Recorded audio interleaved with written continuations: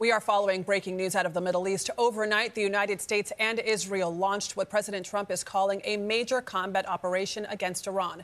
Explosions were first reported in Tehran, Iran's capital, around 10 a.m. local time. Plumes of smoke were seen near the offices of Iran's supreme leader.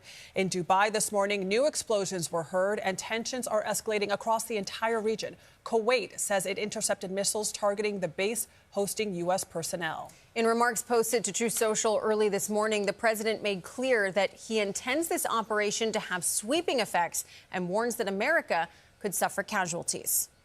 A short time ago, the United States military began major combat operations in Iran. Our objective is to defend the American people by eliminating imminent threats from the Iranian regime. And I do not make this statement lightly. The Iranian regime seeks to kill.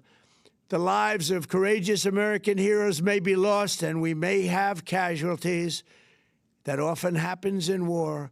But we're doing this not for now. We're doing this for the future.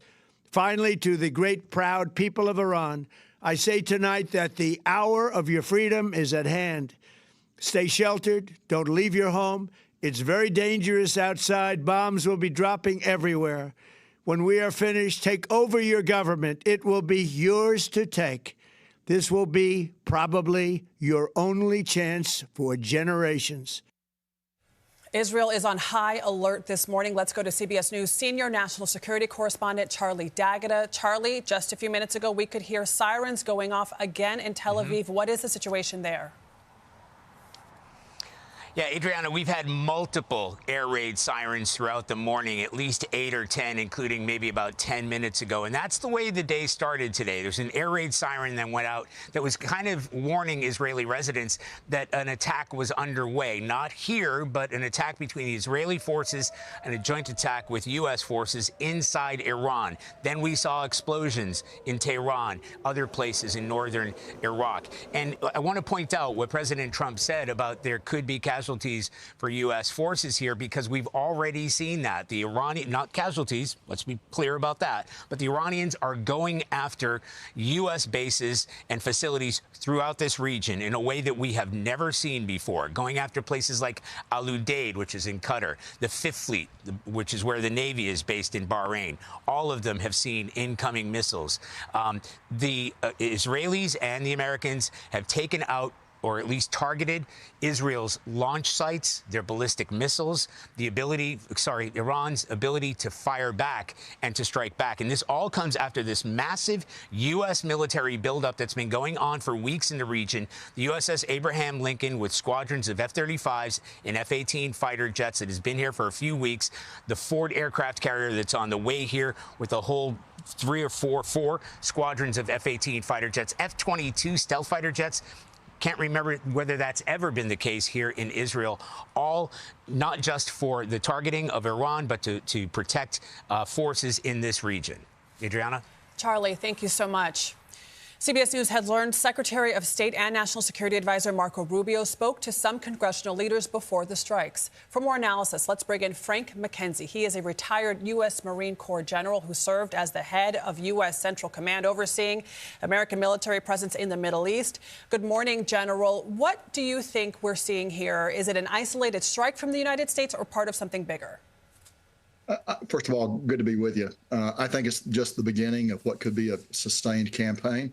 I think this is a reaction to an assessment that the Iranians are not negotiating in good faith. It's an aphorism of the Iranians about the Iranians that they've never met a war they could win or a negotiation they could lose.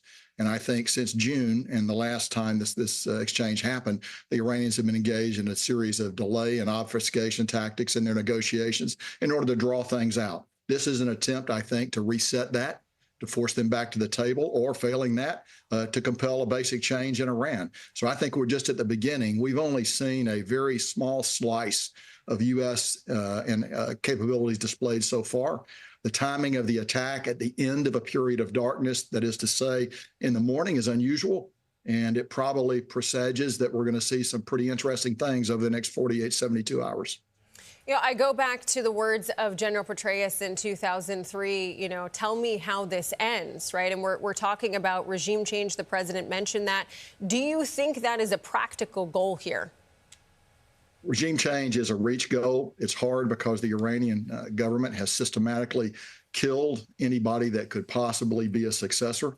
So that will be difficult. It's not impossible. Obviously, change ultimately needs to come from entities within Iran.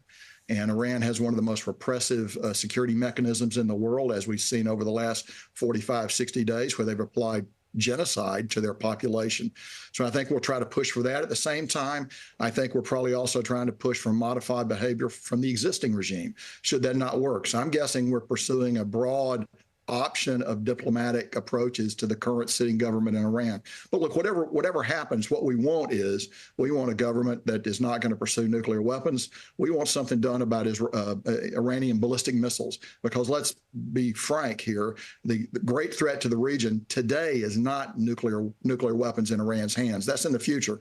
Today, though, it's ballistic missiles, it's drones, it's cruise missiles. So we need to come to some understanding about those with Iran. They have been extremely resistant to those negotiations. In fact, going back several years, they've been more resistant to negotiations about their ballistic missiles than they have about their nuclear program. So we've got to come to some understanding there. They've got to stop the export of terror across the region and indeed across the world through their proxies.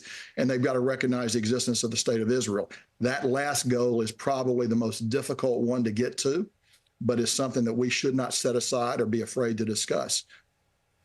And, bringing up ballistic missiles is so key because Iran does have the largest stockpile of ballistic missiles in the Middle East. But, General, I want to talk about the U.S. bases in the region because they have already come under attack, some of them. How confident are you that the U.S. military can keep our troops overseas safe? And with bases in the UAE, in Kuwait, in Bahrain, and other places, are you concerned that this could pull those countries into this conflict? Well, I think the president was correct in his remarks this morning. There could be casualties here. We can do some things to make it very hard for the Iranians to target our forces, but you can't move the bases. You can't move the runways. You can't move the hangars. You can't move those facilities that you need to operate your aircraft. So those are fixed targets. The Iranians know where they are. They will probably continue to strike those. So I think we're going to see a period of Iranian strikes against us. It's safe to say, I think, that the Iranians were prepared for this and had probably delegated authority down to lower levels to respond. What will be the thing to watch will be over the next couple of days if they're able to sustain it, because we have very good, well-practiced plans to go after these Iranian launchers, and we will do that, I'm confident. That should reduce the threat to our forces in the region, but that threat is not going to go away. Our commanders in the region know that. They will take measures to protect our forces. And I think the big variable will be, will Iran choose to go what we call counter value? Are they going to strike cities? Are they going to go after, Doha? Are they going to go after Abu Dhabi, Dubai, cities in Saudi Arabia? Apparently, they've already struck in Manama, Bahrain. That will be the thing to watch here. Are they going to resort to that? Because that would indeed bring the other nations in the region into the fight very clearly. All right, General McKenzie, a quickly developing situation, and we thank you for your expertise this morning. Thank you.